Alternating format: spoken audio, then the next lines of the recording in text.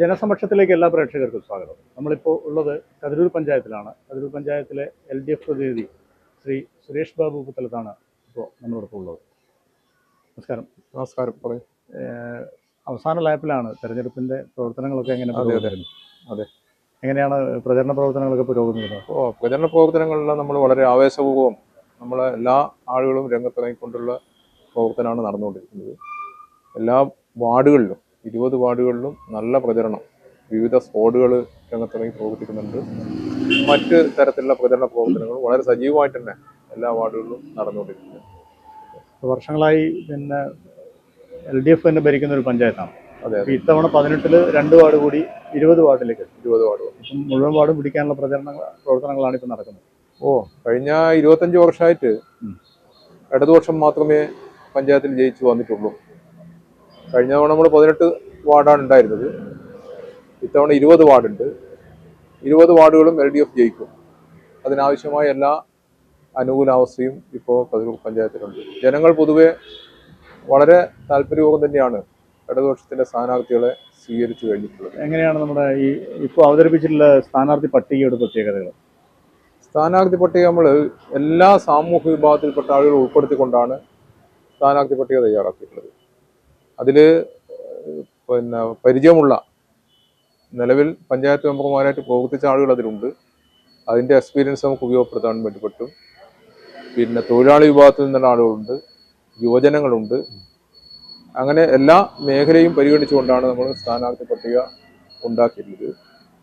10 സീറ്റുകൾ മാത്രമേ വനിതകൾക്ക് റിസർവ് ചെയ്തിട്ടില്ലെങ്കിലും 13 സീറ്റിൽ നമ്മൾ വനിതകളെ മത്സരിപ്പിക്കുക. അപ്പോൾ വനിതകളുടെ കാര്യത്തിലും നല്ല പരിഗണന കൊടുത്തുകൊണ്ടാണ് സ്ഥാനാർത്ഥി പട്ടിക ഉണ്ടാക്കുന്നത്. അത് നമ്മൾ വ്യത്യസ്തമായ കഴിവ് തന്നെയാണ് നോക്കിയത്. ആ കഴിവ് വെച്ചിട്ട് തന്നെയാണ് ഈ സ്ഥാനാർത്ഥി പട്ടിക. യോഗ്യരായിട്ടുള്ള ആളുകളെയാണ് അവതരിപ്പിക്കുന്നത്. എല്ലാ യോഗ്യത പറ്റാവുന്ന ആളുകളെ, വ്യത്യസ്ത മേഖലകളിൽ അവരുടെ കഴിവ് ഉള്ള ആളുകളെ ഉപയോഗപ്പെടുത്തുക. അടുത്ത 5 വർഷക്കാലത്തെ പഞ്ചായത്തിന്റെ ഭരണത്തിന് ഉപയോഗപ്പെടുത്തണം എന്നുള്ള കാഴ്ചപ്പാട്. ഒരു ഭരണ തുടർച്ചയ്ക്ക് വേണ്ടി മത്സരിക്കുമ്പോൾ ഈ കഴിഞ്ഞ 5 വർഷത്തെ ഭരണത്തെ എങ്ങനെ നോക്കിക്കാണുന്നു? കഴിഞ്ഞ 5 വർഷം കതിരൂർ പഞ്ചായത്ത് പൊതുവെ ഇടതുപക്ഷം ഭരിച്ചുകൊണ്ടിരിക്കുമ്പോൾ എല്ലാ വർഷവും എല്ലാ പഞ്ചായത്ത് ഭരണസമിതിയുടെ കാലാവധിയും പുതിയ ഇന്നോവേറ്റീവായിട്ടുള്ള കുറേ കാര്യങ്ങളിലൂടെ നടപ്പിലാക്കാറുണ്ട്. ഈ കഴിഞ്ഞ 5 വർഷക്കാലം വളരെ മികച്ച ഭരണമാണ് പഞ്ചായത്ത് ഭരണസമിതി നടത്തിയിട്ടുള്ളത്. അതിൻ്റെ ഭാഗമായിട്ടാണ് വ്യത്യസ്ത മേഖലകളിൽ നിന്നും ഈ പഞ്ചായത്തിന് നിരവധിയായ അവാർഡുകൾ ലഭിക്കുന്ന ഒരു അവസ്ഥ ഉണ്ടായിട്ടുണ്ട്. 2 തവണ സ്വരാജ് ട്രോഫി ലഭിച്ചു. അതൊരു വളരെ പ്രധാനപ്പെട്ട ഒരു കാര്യമാണ്. അതിനു പുറമെ നീതി ആയോഗിന്റെ ഭാഗമായിട്ടും മറ്റ് ആയുഷ് മിഷന്റെ ഭാഗമായിട്ടും ഒക്കെ നിരവധിയായ അവാർഡുകൾ ഈ പഞ്ചായത്തിന് ലഭിച്ചിട്ടുണ്ട്. അത് ഒരു മികച്ച പ്രവർത്തനത്തിന്റെ അംഗീകാരമാണല്ലോ. ഭരണ മികവിനുള്ള അംഗീകാരമായിട്ട് ഒരുപാട് മികച്ച PP സനി പഞ്ചായത്ത് പ്രസിഡന്റ് ആയതുകൊണ്ട് ഒരു ടീമായിട്ട് 18 വാർഡ് മെമ്പർമാരും ഒരു ടീമായിട്ട് പ്രവർത്തിച്ചു എന്നതിനാണ് അതിന്റെ പ്രത്യേകത. ഇപ്പൊ സമീപ പഞ്ചായത്തുകൾക്ക് മാതൃകയാവുന്ന വിധത്തിലുള്ള ഒരുപാട് നേട്ടങ്ങൾ കതിരൂർ പഞ്ചായത്തിന് നേടാൻ വേണ്ടി സാധിച്ചത്. അക്കമിട്ട് പറഞ്ഞിട്ട് തന്നെ നിങ്ങൾ ആ വികസന രേഖയായിട്ട് ഇറക്കിയിട്ടുണ്ടാവും. എന്തൊക്കെയാണ് പ്രധാനപ്പെട്ട എടുത്തു പറയാൻ പറ്റുന്ന കാര്യങ്ങൾ? അതിലിപ്പോൾ നമ്മളിപ്പോൾ ഈ 5 വർഷക്കാലം കുറെ പുതിയ പദ്ധതികളൊക്കെ കേരളത്തിൽ നമ്മുടെ പഞ്ചായത്തിൽ നടപ്പിലാക്കിയിട്ടുണ്ട്.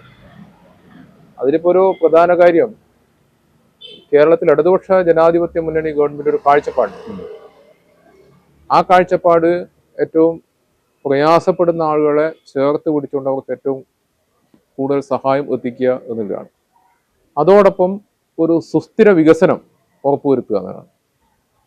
അപ്പോൾ ക്ഷേമ പ്രവർത്തനങ്ങളും ഈ സുസ്ഥിര വികസനത്തിനാവശ്യമായ കാര്യങ്ങളും ഇടതുപക്ഷ മുന്നണി ഗവൺമെന്റ് ആവശ്യമായ പദ്ധതികൾ ആസൂത്രണം ചെയ്യുമ്പോൾ അതിനോട് ചേർന്നുകൊണ്ട് അതെങ്ങനെ പ്രത്യേകമായിട്ട് ഇന്നോവേറ്റീവായിട്ട് നടപ്പിലാക്കാം എന്നുള്ളതാണ് കതിരൂർ പഞ്ചായത്ത് ആലോചിച്ചത്. അതിന്റെ ഭാഗമായിട്ടാണ് ഒട്ടേറെ പദ്ധതികൾ നടപ്പിലാക്കുന്നതിന് വേണ്ടി കഴിഞ്ഞത്.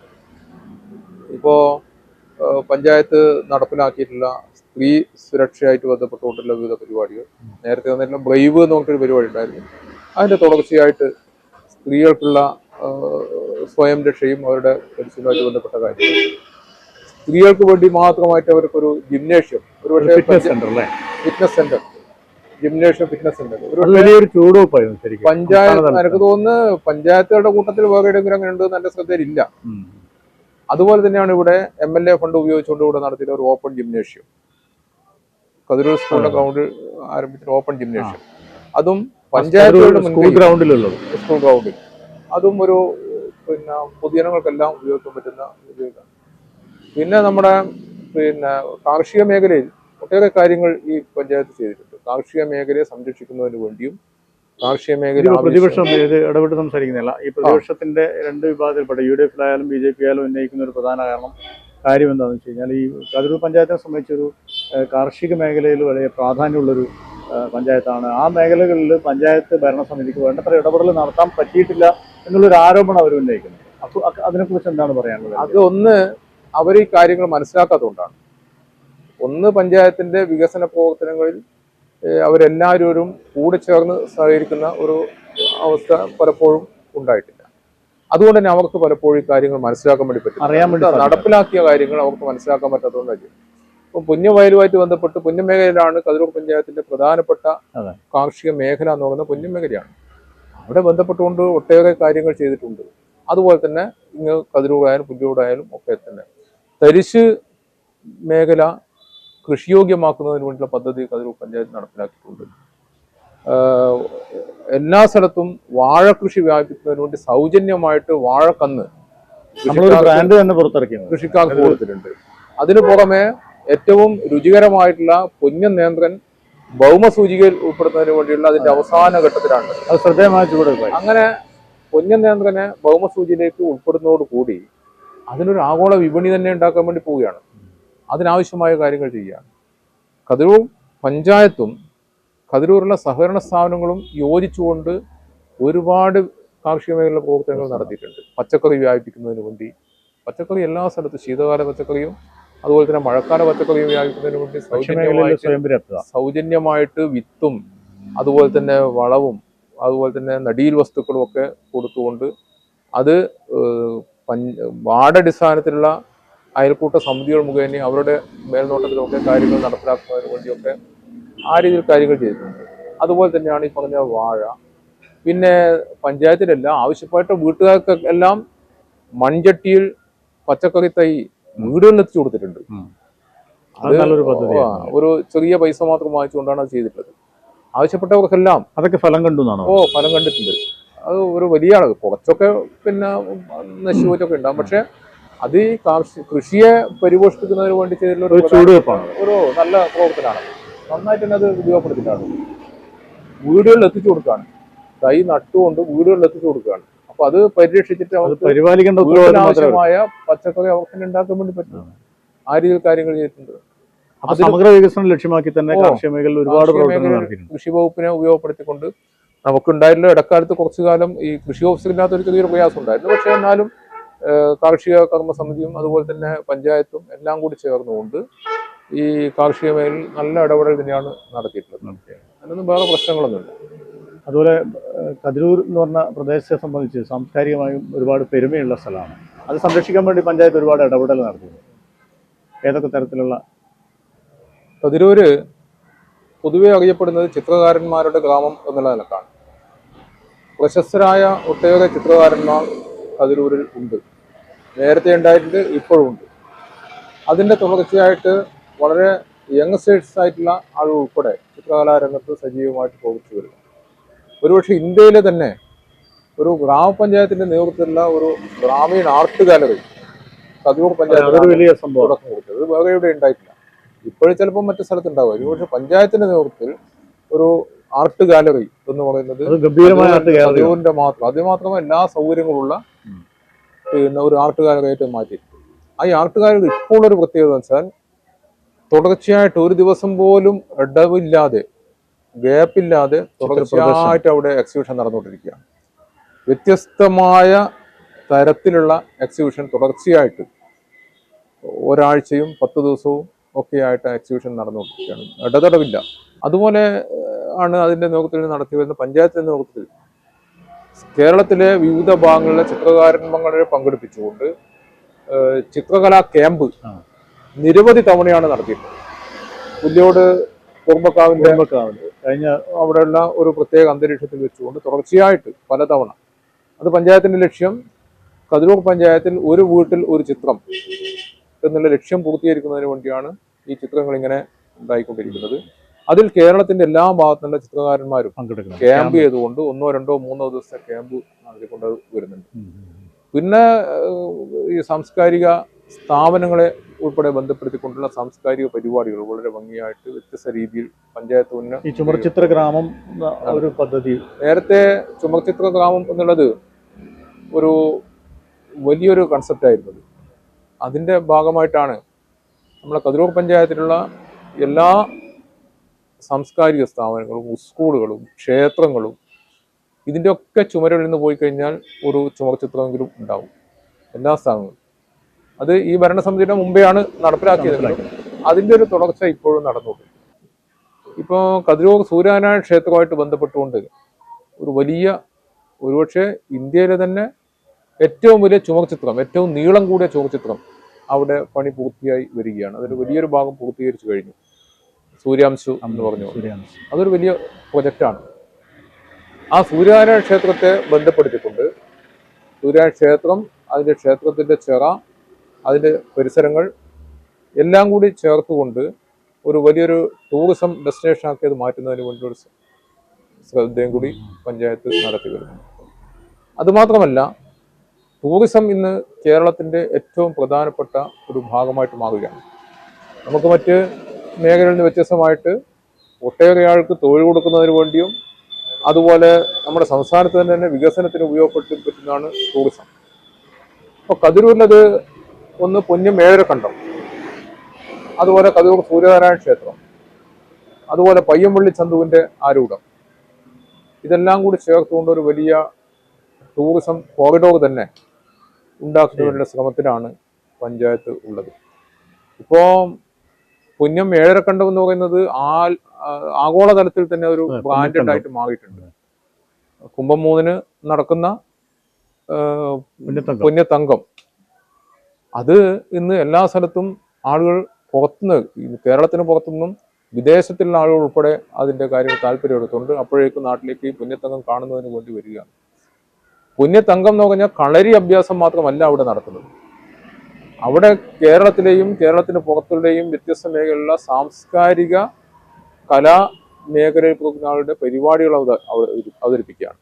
അത് കളരി മാത്രമല്ല, അതൊരു വലിയൊരു സാംസ്കാരിക ഉത്സവമായിട്ട്, ഒരാഴ്ചക്കാലം നീണ്ടു നിൽക്കുന്ന സാംസ്കാരിക ഉത്സവമായിട്ട് അത് ബ്രാൻഡ് ചെയ്യപ്പെട്ടു കഴിഞ്ഞു. ഇപ്പോൾ ഒരു കബഡി അക്കാഡമി പഞ്ചായത്തിന്റെ കീഴിൽ ഇപ്പം ഉണ്ട്. കബഡി പരിശീലനം അതെനിക്ക് തോന്നുന്നു വേറെ ഒരു പഞ്ചായത്തിന്റെ കീഴിലുണ്ടാകും. ഒരു കബഡി അക്കാഡമി തന്നെ കായിക മേഖലക്ക് അത്രയും പ്രാധാന്യം. അപ്പോൾ അതിന്റെ പരിശീലനം ഇപ്പം അതിനാവശ്യമായ പഞ്ചായത്ത് അതിന് ഫണ്ട് വെച്ച് അതിനാവശ്യമായ ഉപകരണമൊക്കെ വാങ്ങിക്കൊണ്ട് നടത്തുന്നു. അതുപോലുള്ള സ്പോർട്സ് പരിശീലനം, ഈ രീതിയിലുള്ള കാര്യങ്ങൾ നടത്തിക്കൊണ്ടിരിക്കുന്നു. അതിൻ്റെയൊക്കെ ഭാഗമായിട്ടാണ് നേരത്തെ ഫിറ്റ്നസ് സെന്റർ പറഞ്ഞതും അതിന്റെ ഭാഗമായിട്ടാണ് ഓപ്പൺ ജിമ്മും ഈ സ്പോർട്സുമായിട്ട് ബന്ധപ്പെട്ട് ഈ മേഖലയിൽ നിന്നും എല്ലാ ഈ പറഞ്ഞു വന്ന എല്ലാ മേഖലകളെ പറ്റിയും പ്രതിപക്ഷത്തിന് പ്രത്യേകിച്ച് ആരോപണമൊന്നുമില്ല. പക്ഷെ അവർ ഉന്നയിക്കുന്ന ഒരു കാര്യം അടിസ്ഥാന മേഖലയിലുള്ള വികസനം എത്തിയില്ല എന്നുള്ളൊരു പരാതിയാണ്. ഇപ്പോൾ പൊതു ശൗചാലയങ്ങളുടെ അഭാവം, പൊതു കളിസ്ഥലങ്ങളുടെ അഭാവം, അങ്ങനെയുള്ള കുറച്ച് കാര്യങ്ങൾ ഉന്നയിക്കപ്പെട്ടിട്ടുണ്ട്. ഇതൊക്കെ ഇക്കാര്യത്തിലൊക്കെ LDFന് എന്താണ് പറയാനുള്ളത്? LDFന് അതിന്റെ വ്യക്തമായ കാഴ്ചപ്പാടുണ്ട്. പൊതു ശൗചാലയങ്ങൾ എന്ന് പറയുന്നത് കതിരൂർ പട്ടണത്തിലൊരു ശൗചാലയമുണ്ട്. ഇപ്പോ ഉള്ളൊരു പ്രശ്നം വെച്ചാൽ അത് ഒരു നവീകരണത്തിന്റെ ഭാഗമായിട്ട് അല്പകാലമായിട്ട് അത് പൊളിച്ച് പണി പൂർത്തിയായിക്കൊണ്ടിരിക്കുകയാണ്.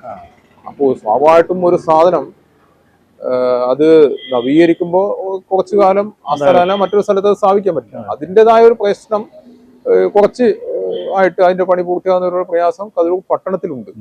പക്ഷെ അതിനും പഞ്ചായത്ത് അതിനാവശ്യം പഞ്ചായത്തിന്റെ ഉള്ളിലുള്ളതും ഒക്കെ ആയിട്ടുള്ള അത്യാവശ്യ സൗകര്യങ്ങളൊക്കെ ഉപയോഗപ്പെടുത്താനുള്ള സൗകര്യം ചെയ്തു കൊടുത്തിട്ടുണ്ട്. അത് പൂർത്തീകരിച്ച് ഇപ്പം അടുത്ത് ഒരു മാസം കൊണ്ട് അതിന്റെ പണി പൂർത്തീകരിച്ചു. അത് കതിരൂർ പട്ടണം ഒരു സൗന്ദര്യവൽക്കരിക്കുകയാണ്. ടൗൺ ബ്യൂട്ടിഫിക്കേഷൻ നോക്കിയൊരു പ്രത്യേക പദ്ധതി വെച്ചുകൊണ്ട് കതിരൂർ പട്ടണം ആകെ തന്നെ ഒരു സൗന്ദര്യവൽക്കരിക്കുന്നതിന് വേണ്ടി പ്രവർത്തനം നടന്നുകൊണ്ടിരിക്കുന്നത്.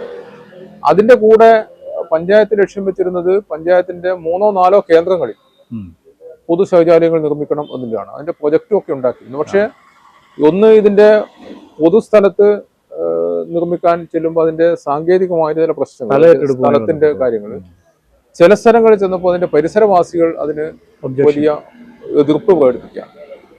ചില സ്ഥലങ്ങൾ, ഏത് സ്ഥലം എന്ന് പറയുന്നില്ല, 2-3 സ്ഥലത്ത് പഞ്ചായത്ത് അതിന്റെ പ്രൊജക്റ്റുമായിട്ട് പോയപ്പോൾ പരിസരവാസികൾ ശക്തമായ എതിർപ്പ് ഉണ്ടാക്കിയതിന്റെ ഭാഗത്ത് അത് അവിടെ നടപ്പിലാക്കാൻ വേണ്ടി കഴിഞ്ഞില്ല. പിന്നെ സ്വാഭാവികമായിട്ടും പൊതുസ്ഥലം ഉള്ള സ്ഥലമാണ് ഉപയോഗപ്പെടുത്താൻ വേണ്ടി നോക്കിയത്. മറ്റൊരു സ്ഥലം വിലക്കെടുത്ത് പിന്നെ ഇതിലേക്ക് പോകാൻ നോക്കിയപ്പോൾ പെട്ടെന്ന് വലിയ ഫണ്ട്, പ്രത്യേകിച്ച് റോഡ് അരികിലാണ് വേണ്ടത്. എന്നാൽ ഒഴിവുള്ള കുറച്ച് സ്ഥലമുണ്ട്, അവിടെയും ഈ ചില പ്രശ്നങ്ങൾ, സാങ്കേതിക പ്രശ്നം, ഈ അളവും കാര്യമൊക്കെ ആയിട്ട് ബന്ധപ്പെട്ട ചില സാങ്കേതിക പ്രശ്നങ്ങൾ വന്നതിന്റെ ഭാഗത്ത് 4 കേന്ദ്രങ്ങളിൽ ഇപ്പോൾ കുഞ്ഞമ്പാലം, നയനാർ റോഡ്, 5-ാം മൈല് ഉൾപ്പെടെയുള്ള കേന്ദ്രങ്ങളിൽ ഇതിന്റെ ഒരു പ്രൊജക്ട് തന്നെ ഉണ്ടാക്കിയിട്ടുണ്ട്. പക്ഷേ അത് നടപ്പിലാക്കുന്നതിനും വിട്ടിട്ടില്ല. അത് എങ്ങനെയെങ്കിലും നടപ്പിലാക്കാൻ വേണ്ടി ശ്രമം തന്നെയാണ് പഞ്ചായത്തുള്ളത്. കാരണം ശൗചാലയം എന്ന് പറഞ്ഞാൽ ഏറ്റവും അത്യാവശ്യ കാര്യമാണ്, അടിസ്ഥാനപരമായ അത് പിന്നെ നിർബന്ധമായിട്ട് വേണ്ടതാണ്. പക്ഷെ കതിരൂർ പട്ടണത്തിലുണ്ട്, അതില്ല എന്ന് പറയുന്നത് ശരിയല്ല. കാരണം കതിരൂർ പട്ടണത്തിൽ ഇപ്പോൾ അതൊരു നവീകരണത്തിന്റെ ഭാഗമായിട്ട് അത് പൊളിച്ചു മാറ്റി പുതിയത് എടുത്തു കഴിഞ്ഞു.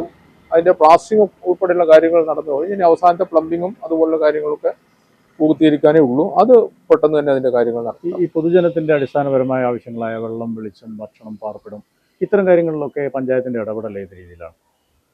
പഞ്ചായത്തില് ആവശ്യപ്പെട്ട മുഴുവൻ ആൾക്കും പൈപ്പ് കണക്ഷൻ കൊടുത്തു.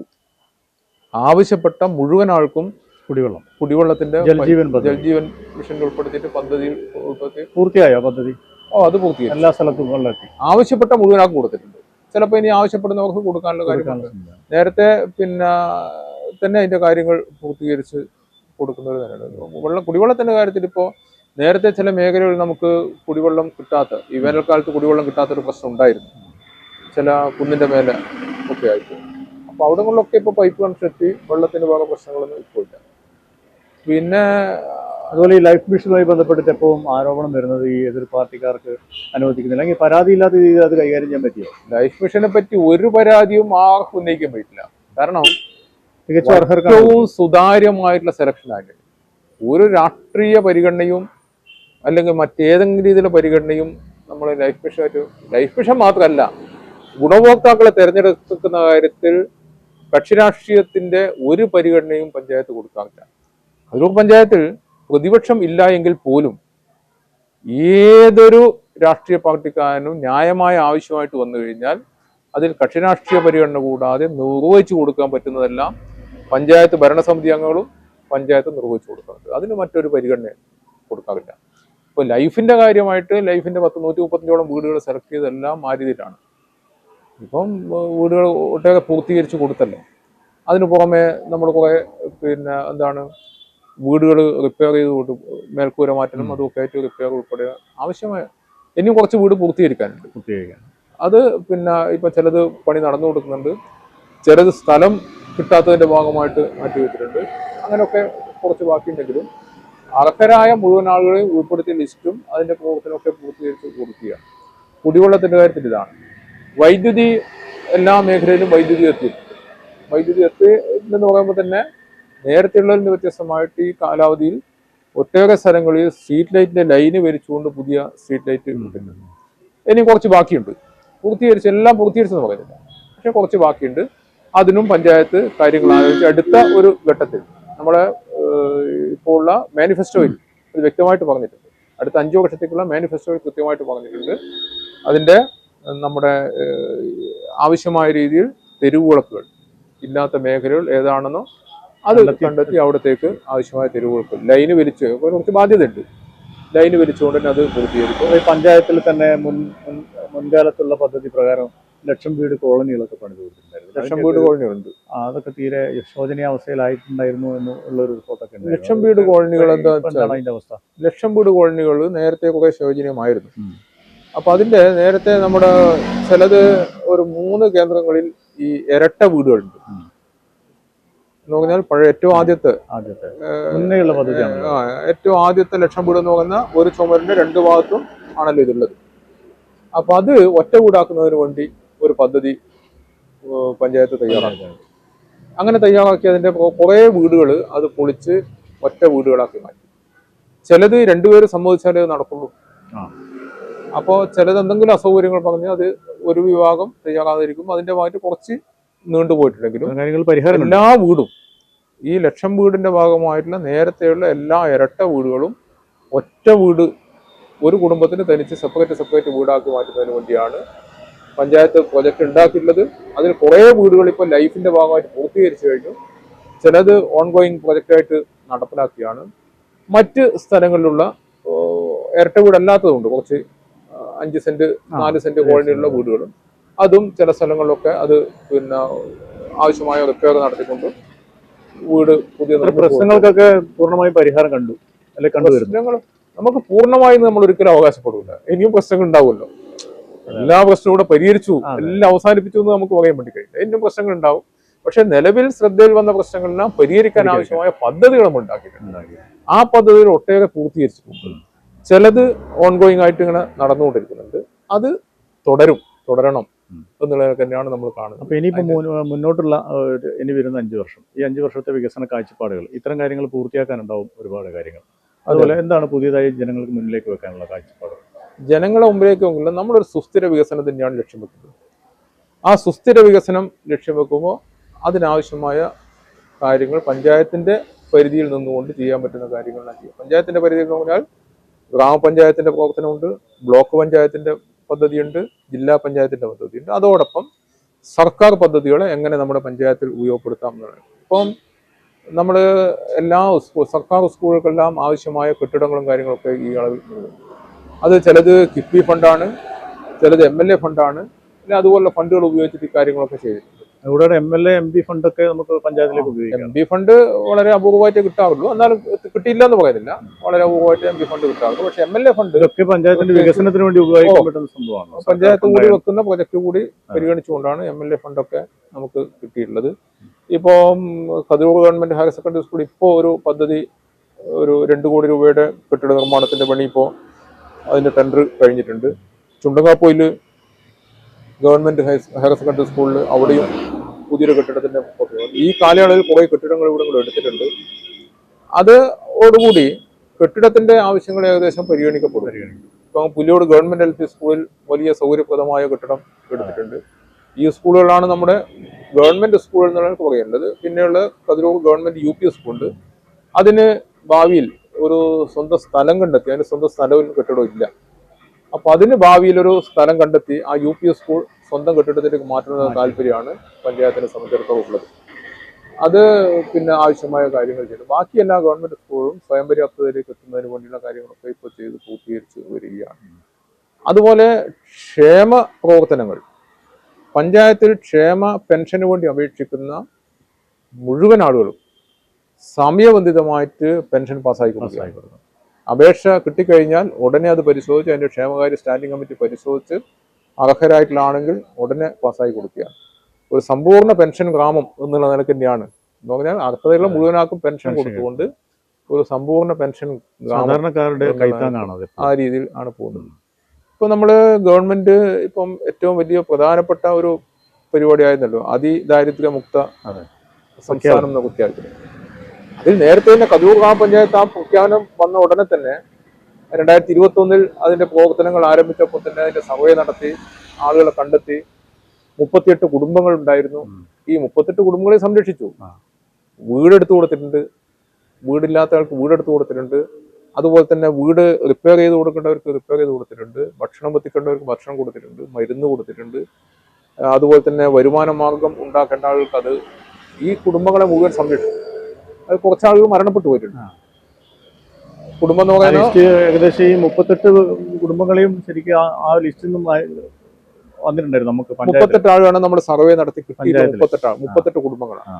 അത് ചിലത് ഏകാംഗ കുടുംബങ്ങളാണ്. അവരുൾപ്പെടെ സംരക്ഷിച്ച് കുറച്ച് ആളുകൾ മരണപ്പെട്ടു പോയിട്ടുണ്ട്. അത് കഴിച്ച് ബാക്കി മുഴുവൻ ആളുകൾക്കും നമ്മൾ അതിൻ്റെ ആവശ്യമായ മാനദണ്ഡം അനുസരിച്ചുകൊണ്ട് എല്ലാ കാര്യങ്ങളും ചെയ്യുന്നു. ലൈഫ് പദ്ധതി പ്രകാരം വീട് അർഹരായിട്ടുള്ള ആൾക്കെല്ലാം ഇപ്പം ഗവൺമെന്റ് പറഞ്ഞിട്ടുണ്ട് ലൈഫ് പദ്ധതിയിൽ ഉൾപ്പെടുത്താൻ വിട്ടുപോയ ആളുകൾ ഉണ്ടെങ്കിൽ ഭാവിയിൽ അത് ഇനിയും അതിന്റെ പരിശോധന നടത്തി ഉൾപ്പെടുത്താമെന്ന് പറഞ്ഞിട്ടുണ്ട്. അങ്ങനെ വരുമ്പോൾ ഇനി ആരെങ്കിലും ഉണ്ടെങ്കിൽ ആ സമയത്ത് അതും ചെയ്യാം. ചിലത് സ്ഥലം കിട്ടാത്തൊരു പ്രശ്നമുണ്ട്. ഭൂമി ഇതിനൊക്കെ സാങ്കേതികമായ നടപടിക്രമങ്ങളും പ്രയാസങ്ങളും ഒക്കെ ഉണ്ടാവുമല്ലോ. ഇതൊക്കെ തരണം ചെയ്ത് ഈ പ്രവർത്തനങ്ങൾ മുമ്പോട്ട് പോകുന്നുണ്ട് എന്നുള്ളത് തന്നെ ആശ്വാസകരമായ ഒരു കാര്യമാണ്. അതിൽ പഞ്ചായത്ത് ഭരണസമിതി വളരെ അത് ഞാൻ പറഞ്ഞല്ലോ, പഞ്ചായത്ത് ഭരണസമിതി എന്ന് പറഞ്ഞൊരു ടീം വർക്കാണ്. എവിടെയാണോ ഇതിന്റെ തകരാറ് വരുന്നത്, സാങ്കേതിക പ്രശ്നം വരുന്നത്, കുരുക്കുകൾ വരുന്നത്, ആ കുരുക്കഴിക്കാൻ വേണ്ടി ടീമായിട്ട് തന്നെ ഇവർ ഇടപെടുന്നത്. അതിന് നമ്മുടെ ബഹുമാനപ്പെട്ട തലശ്ശേരി MLA സഹായം എപ്പോഴും ലഭിക്കാറുണ്ട്. MLA എന്ന നിലക്ക് ആവശ്യമായ ഘട്ടങ്ങളിലെല്ലാം നമുക്ക് ആവശ്യമായ സഹായം ചെയ്തു തന്നിട്ടുണ്ട്. അങ്ങനെ എല്ലാ മേഖലയിലുള്ള സഹായവും കിട്ടിക്കൊണ്ട് അതുപോലെ ജില്ലാ പഞ്ചായത്തിൻ്റെ അടുത്ത് നമ്മളൊരു പ്രപ്പോസൽ വെച്ച് കഴിഞ്ഞാൽ ജില്ലാ പഞ്ചായത്തിന്റെ പരിമിതിക്കുള്ളിൽ നിന്നുകൊണ്ട് അവരും പഞ്ചായത്തിനെ നന്നായിട്ട് സഹായിക്കുകയും ആവശ്യമായ ഫണ്ട് അനുവദിക്കുകയും ചെയ്തിട്ടുണ്ട്. ഇപ്പോൾ കതിരൂർ ഗവൺമെന്റ് ഹൈസ്കൂളിൽ ഒരു വലിയ ഇൻഡോർ സ്റ്റേഡിയം എന്ന് പറയുമ്പോൾ ഇൻഡോർ ഷട്ടിൽ കോർട്ട് ഈ കഴിഞ്ഞ ഘട്ടത്തിലാണ് ആക്കിയിട്ടുള്ളത്. അതുപോലെ വ്യത്യസ്തമായ പ്രവർത്തനങ്ങൾ അവിടെ നടത്തിയിട്ടുണ്ട്. അതിൽ ബ്ലോക്ക് പഞ്ചായത്തിന്റെയും പരിമിതമായ വരുമാനം വെച്ചുകൊണ്ട് അവരും കുറെ പദ്ധതികൾ ഇവിടെ നടപ്പിലാക്കിയിട്ടുണ്ട്. ബ്ലോക്ക് പഞ്ചായത്ത് മെമ്പർമാരും പഞ്ചായത്ത് മെമ്പർമാരെല്ലാം കൂടി ചേർന്നുകൊണ്ടാണ് കാര്യങ്ങൾ ആലോചിക്കുന്നത്. ജില്ലാ പഞ്ചായത്ത് മെമ്പറുടെ കാര്യങ്ങൾ ആലോചിക്കും. അപ്പൊ അതുകൊണ്ട് തന്നെ അങ്ങനെ ഒരു ടീം രീതിയിൽ തന്നെ പോകുന്നതുകൊണ്ട് തന്നെ നമുക്ക് വളരെ നന്നായിട്ട് തന്നെ പഞ്ചായത്തിന്റെ പ്രവർത്തനം കൊണ്ടുപോകാൻ വേണ്ടി കഴിയും.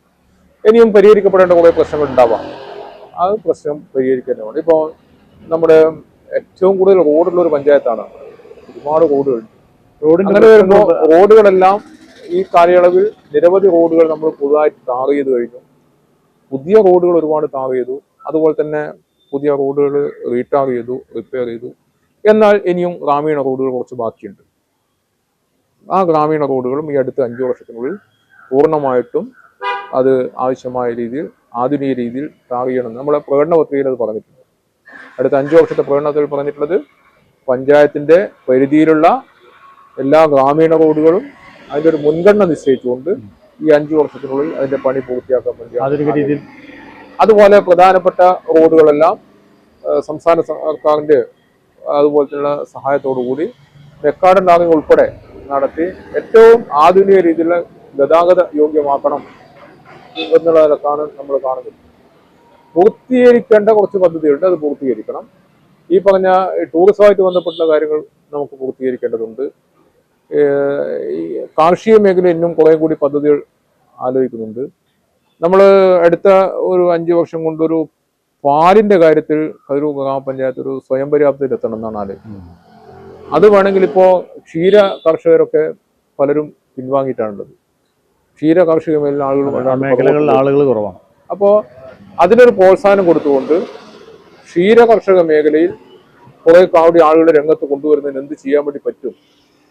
അങ്ങനെ പാലുൽപാദനം, പഞ്ചായത്തിന് ആവശ്യമായ പാലുൽപാദനം കതിരൂരിൽ തന്നെ ഉണ്ടാക്കാൻ വേണ്ടി പറ്റുമോ എന്നുള്ളതാണ് നമ്മൾ അതിനുള്ള ശ്രമം നടത്തിക്കൊണ്ടിരിക്കുന്നത്. അപ്പോൾ കാർഷിക മേഖലയിൽ അത്തരം ചില കാര്യങ്ങളാണ് നമ്മൾ ചെയ്യുന്നത്. അതുപോലെ തന്നെ ഇപ്പോൾ തരിശ് ഇട്ട് കിടക്കുന്ന ചില പ്രദേശങ്ങളുണ്ട്. ഇപ്പോൾ നമ്മുടെ പുല്ലിയോട് വയൽ എന്ന് പറയുമ്പോൾ എന്താണെന്ന് വെച്ചാൽ അവിടെ നേരത്തെ ഉമ്മൻചകത്തോട്ടുള്ള ഉപ്പുവെള്ളം കയറുന്നതിന് കുറെ കാലമായിട്ട് അവിടെ പ്രശ്നമാണ്. ഇപ്പൊ ചേക്കുപാലം പിന്നെ അവിടെ ഈ റെഗുലേറ്റർ വന്നതോടുകൂടി ഉപ്പുവെള്ളം കയറുന്നതിന് ശമനം ഉണ്ടാകുന്ന മാറ്റമുണ്ട്. ആ സ്ഥലം ഉൾപ്പെടെ അതുപോലെ പഞ്ചായത്തിന്റെ ഏത് ഭാഗത്താണോ ഇനി തരിശായി കിടക്കുന്ന സ്ഥലമുള്ളത് അവിടങ്ങളെല്ലാം നെല്ല് കൃഷി ചെയ്യാൻ പറ്റുന്നിടത്ത് നെൽകൃഷി, അങ്ങനെ ഒരു കതിരൂർ ബ്രാൻഡ് തന്നെ കൃഷിയിൽ പച്ചക്കറി പറ്റുന്നിടത്ത് പച്ചക്കറി, അങ്ങനെ കൃഷി വ്യാപിപ്പിക്കുന്നതിന് വേണ്ടി തന്നെയാണ് ഉദ്ദേശിക്കുന്നത്. കതിരൂർ കുടുംബാരോഗ്യ കേന്ദ്രം അതിലെല്ലാ സംവിധാനങ്ങളും ഒരുക്കിക്കൊണ്ട് പുതിയ ഗവൺമെന്റ് നയത്തിന്റെ ഭാഗമായിട്ട് തന്നെയാണ് അവിടെ എല്ലാ സൗകര്യങ്ങളും ഏർപ്പെടുത്തി കൊടുക്കുന്നത്. അവിടെ ഇപ്പോൾ പുതിയൊരു കെട്ടിടം നിർമ്മിക്കുകയാണ്. പുതിയ കെട്ടിടം 1.5 കോടി രൂപ ചെലവഴിച്ചുകൊണ്ട് ഒരു കെട്ടിടം നിർമ്മിക്കുന്നതിന് പ്രവർത്തനം ആരംഭിച്ചു വരുന്നുണ്ട്. അതോടൊപ്പം തന്നെ ഒരു ആയുർവേദ ഡിസ്പെൻസറി ഉണ്ട്. ആയുർവേദ ഡിസ്പെൻസറിയിൽ ധാരാളം ആളുകൾ വന്നുകൊണ്ടിരിക്കുന്നുണ്ട്. മരുന്നുകളും മറ്റു കാര്യങ്ങളൊക്കെ അവിടെ യോഗാ പരിശീലനം അതുപോലെ തന്നെ മറ്റു പല കാര്യങ്ങളും ആയുർവേദ ഡിസ്പെൻസറിയുടെ നേതൃത്വത്തിൽ അലോപ്പതി ആയാലും ആരോഗ്യ മേഖലയിൽ അതുപോലെ തന്നെ ഹോമിയോ ഡിസ്പെൻസറി കുണ്ടിയകയിലുള്ള ഹോമിയോ ഡിസ്പെൻസറിയുടെ നേതൃത്വത്തിലും അവിടെ കതിരൂർ പഞ്ചായത്തിന്റെ കീഴിലുള്ള ഒരു ഹോമിയോ ഡിസ്പെൻസറി ഉണ്ട്. ഇതിന്റെ എല്ലാം ഭാഗമായിട്ട് എല്ലാ ആധുനിക ചികിത്സയും കൊടുക്കുന്നതിന് വേണ്ടി ചെയ്തുകൊണ്ടിരിക്കുകയാണ്. വയോജനങ്ങളെ സംരക്ഷിക്കുന്നതിന് വേണ്ടി 2 വയോജന വിശ്രമ കേന്ദ്രങ്ങൾ, പകൽ വീടുകളുണ്ട്. ഈ മേഖലയിൽ പഞ്ചായത്ത് വലിയ മുന്നേറ്റം ഉണ്ടാക്കി. പക്ഷെ എല്ലാ വീടുകളിൽ നിന്നും ഇപ്പം പറഞ്ഞുകൊണ്ടിരിക്കുന്ന ഒരു കാര്യം, ഈ ഡയപ്പർ ഉൾപ്പെടെയുള്ള കാര്യങ്ങൾ സംശയിക്കുന്നതിനോട് ഒരു വഴിയുമില്ല. പലരും എവിടെയും കൊണ്ടുപോയി ഉപേക്ഷിക്കുന്ന നിലയാണ്. അത് പഞ്ചായത്ത് ഭരണസമിതി ആലോചിച്ചിട്ടാണ് അതിന്റെ ഒരു സംസ്കരണ യൂണിറ്റ് അതിന്റെ പ്രവർത്തനം പരിപാടി ഒഴിവാക്കിയിട്ട് സംസ്കരിക്കുന്നതിന് വേണ്ടി അതിന്റെ ഒരു സംസ്കരണ യൂണിറ്റിന്റെ പ്രവർത്തനം ഇപ്പോൾ നടന്നുകൊണ്ടിരിക്കുകയാണ്. അത് ഈ മാർച്ച് മാസത്തോടുകൂടി അത് പൂർത്തിയായി അത് ഉപയോഗപ്രദമാക്കാൻ വേണ്ടി പറ്റും. പഞ്ചായത്ത് അടിസ്ഥാനത്തിൽ നമ്മുടെ പരിസരത്തെല്ലാം ആദ്യമായിട്ടാണ് ഒരു ശ്മശാനം, ആധുനിക ശ്മശാനം, വാതക ശ്മശാനം കതിരൂർ പഞ്ചായത്തിലാണ് ആരംഭിച്ചത്. അത് ഫലപ്രദമായിട്ട് അത് ആളുകൾ ഉപയോഗിച്ചുകൊണ്ട് അതിന്റെ 2ാമത്തെ യൂണിറ്റും അതേ സ്ഥലത്ത് തന്നെ. ആ. അതിന്റെ പലപ്പോഴും ആളുകൾക്ക് ഈ നമുക്ക് അവിടെ സംസ്കരിക്കാൻ സമയം കൊടുക്കാൻ പറ്റില്ല. അങ്ങനെ ഒരു വിഷയം. കാരണം ഒരുപാട് ആളുകൾ പല ഭാഗത്തും വരുമ്പോൾ അതിന്റെ പ്രയാസം ഉണ്ടാവും. രണ്ടാമത്തെ യൂണിറ്റ് ആ സ്ഥലത്ത് തന്നെയാണ്. രണ്ടാമത്തെ യൂണിറ്റും അവിടെ തന്നെ അതിന്റെ സ്ഥാപിച്ച് അതിന്റെ പ്രവർത്തനങ്ങളും നടത്തി വരുന്നുണ്ട്. അങ്ങനെ ആരോഗ്യ മേഖലയിലും ശുചിത്വ മേഖലയിലും അതുപോലെ തന്നെ പുതിയ തൊഴിൽ സംരംഭങ്ങൾ ഉണ്ടാക്കുന്ന കാര്യത്തിലും എല്ലാം ചെറിയ മിനി വ്യവസായ എസ്റ്റേറ്റിൽ ഉൾപ്പെടെ പിന്നെ കാര്യങ്ങളൊക്കെ അവിടെയും കാര്യങ്ങൾ ചെയ്തു. തികഞ്ഞ ആത്മവിശ്വാസത്തോടെയാണ് LDF. നമ്മുടെ LDF-നെ സംബന്ധിച്ചിടത്തോളം ജനങ്ങൾക്ക് ആവശ്യമുള്ളതെല്ലാം മനസ്സിലാക്കി ഇടപെടുക, അത് നടപ്പിലാക്കുക എന്നുള്ളതാണ് LDF-ന്റെ ലക്ഷ്യം. അത് വികസനത്തിന്റെ കാര്യത്തിലായാലും ശരി, ക്ഷേമ പദ്ധതിയുടെ കാര്യത്തിലും ശരി. അതിനുവേണ്ടി പരമാവധി നമ്മുടെ ഇടതുപക്ഷ മുന്നണി കാര്യങ്ങൾ ആലോചിച്ച് നടപ്പിലാക്കുന്നുണ്ട് എന്നുള്ളതാണ് ഞങ്ങളുടെ ഒരു വിശ്വാസം.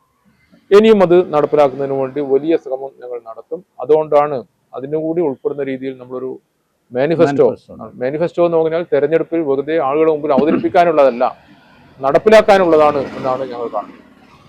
അതുകൊണ്ട് നമുക്ക് വലിയ ആത്മവിശ്വാസമുണ്ട്. ഇടതുപക്ഷ ജനാധിപത്യ മുന്നണി കേരള സർക്കാർ ആവശ്യമായ എല്ലാ സപ്പോർട്ടും നമുക്ക് തരുന്നുണ്ട്. ആ ഗവൺമെന്റ് വീണ്ടും തുടരും എന്നുള്ള വിശ്വാസം തന്നെയാണ് നമുക്കുള്ളത്. അത്രമാത്രം ജനങ്ങളുടെ വിശ്വാസം ഗവൺമെന്റിന് വരുന്നുണ്ട്. ആ ഗവൺമെന്റും നമ്മുടെ പഞ്ചായത്തും എല്ലാം കൂടി ചേർന്ന് കഴിഞ്ഞാൽ അത്ഭുതാവഹമായ മാറ്റങ്ങൾ നമ്മുടെ പഞ്ചായത്തിൽ ഉണ്ടാക്കാൻ വേണ്ടി പറ്റും. വലിയ ഭൂരിപക്ഷം, കഴിഞ്ഞ തവണ കിട്ടിയതിനേക്കാൾ വലിയ ഭൂരിപക്ഷം ഇത്തവണ നമുക്ക് LDF-ന് കിട്ടുമെന്നുള്ള പ്രതീക്ഷയിലാണ് ഞങ്ങൾ തെരഞ്ഞെടുപ്പ് പ്രവർത്തനം മുന്നോട്ട് പോയിക്കൊണ്ടിരിക്കുന്നത്. ഏതായാലും വലിയ രീതിയിലുള്ള ഒരു വിജയം തന്നെ LDF-ന് കതിരൂർ പഞ്ചായത്തിൽ ഉണ്ടാവട്ടെ എന്ന് ആശംസിക്കുന്നു. ഈ തിരക്ക് പിടിച്ച സമയത്തും അല്പനേരം റാമിയോട് സംസാരിച്ചതിനുമാണ്. ഓക്കെ, നന്ദി. കാണാം. ജനസമക്ഷത്തിന്റെ ഈ അധ്യായം ഇവിടെ പൂർണ്ണമാകുന്നു. അടുത്ത അധ്യായത്തിൽ വീണ്ടും മറ്റൊരു അതിഥിയുമായി കാണാം.